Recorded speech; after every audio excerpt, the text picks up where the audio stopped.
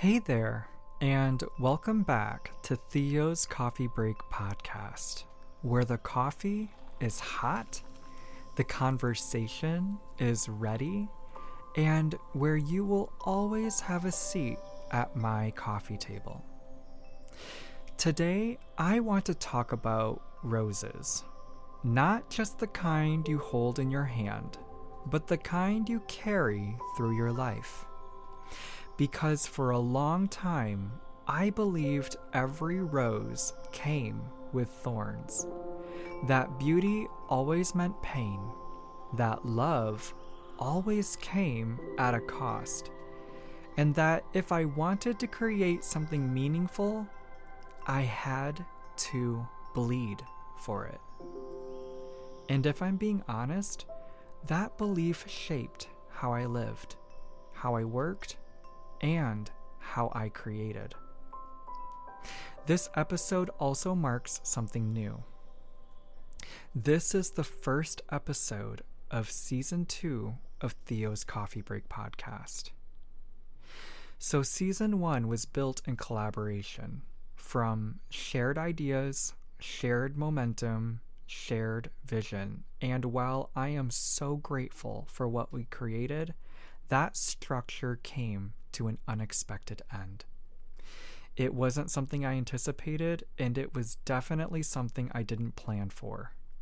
This was one of those moments where the ground shifts beneath you and where the structure you were standing in just suddenly isn't there anymore. So right now, I am operating solo. Not because I've closed the door on collaboration, but because I'm in the middle of an unexpected transition. And starting now, I am rebuilding with clear intention, brought on by brute clarity, revealing what was hiding from me before. So now we are somewhere in the middle of what is and what was, and it's in this very moment I realized something important. Not every rose has to draw blood, even if it has honest thorns. And when times get tough, you absolutely cannot abandon yourself, especially when how you show up for yourself matters the most in times of unexpected crisis.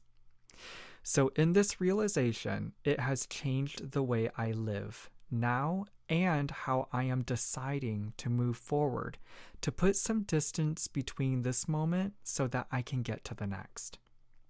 So take a seat, settle in, and let's talk about creating versus producing and how every rose does have its thorns. When we hear the phrase addictive patterns, we usually think of the obvious things: substance abuse, drinking, gambling, just overall bad habits. But sometimes the pattern is much more elusive. Sometimes it's checking out of reality, living in pajamas, skipping the shower one day, and telling ourselves, I'm fine. I'm still somewhat productive. So please trust me when I say this. I've been there. In fact, this is where I am right now, and I am now coming out of. And from this recent realization, I caught myself and have been more aware that I am currently moving through my days on autopilot. Editing episodes and releasing a new episode every Monday, writing and not completing songs and podcast scripts, releasing music every Friday, keeping the house running, while slowly neglecting my own basic needs.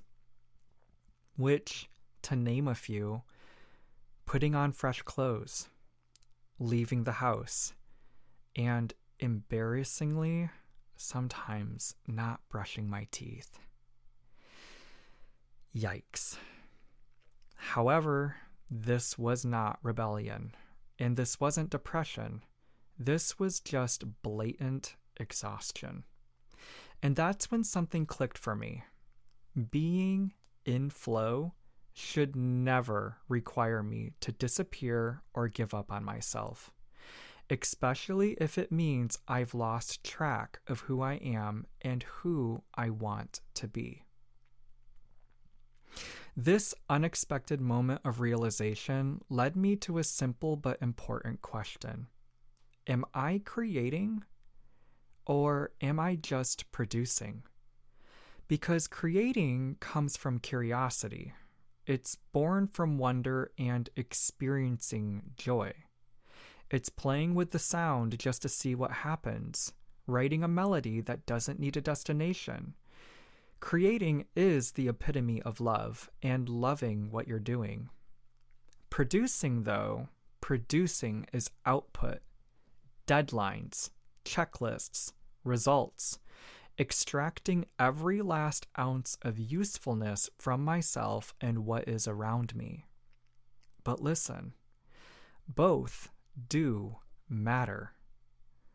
Right now, though, we just need structure, and we need finished work that doesn't come from running on empty. So when producing replaces creating, that's when the roses start to grow their own thorns, and eventually you feel them. And unfortunately, right now, it shows.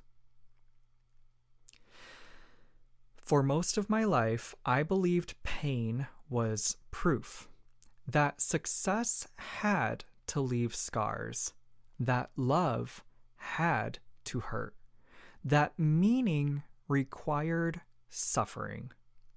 But here's what I'm learning right now.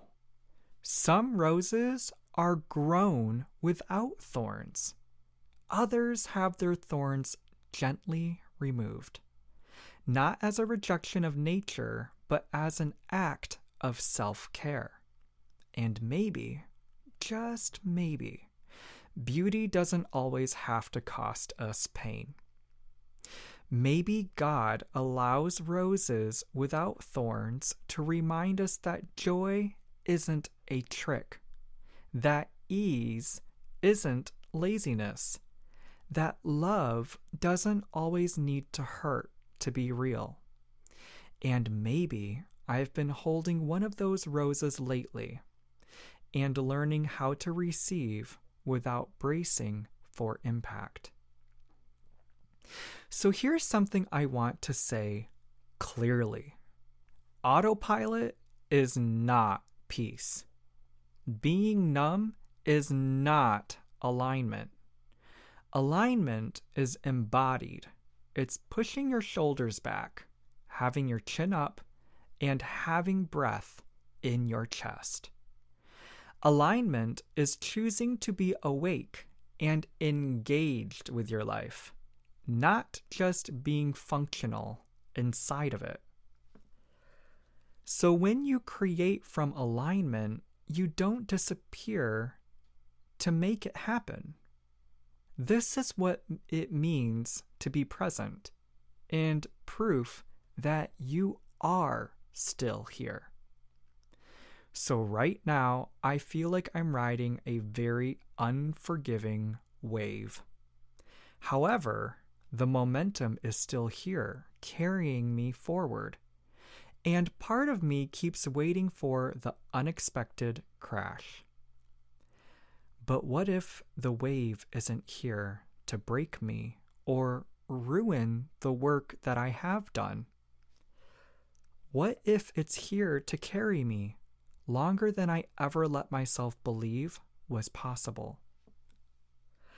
The call I am hearing now isn't to brace for impact. It's to trust that what's coming next is definitely meant for me, and I have been right where I was supposed to be all along.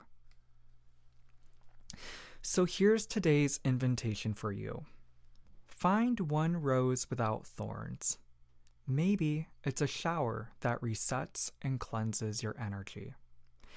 A clean outfit that gets you out of your pajamas and changes how you stand and look in the mirror. Maybe it is 10 quiet minutes, creating something no one else will ever see or hear.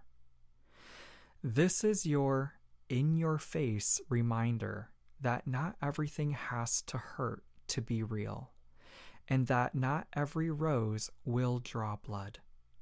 So when you feel yourself slipping into autopilot, I want you to pause, reset, and refresh.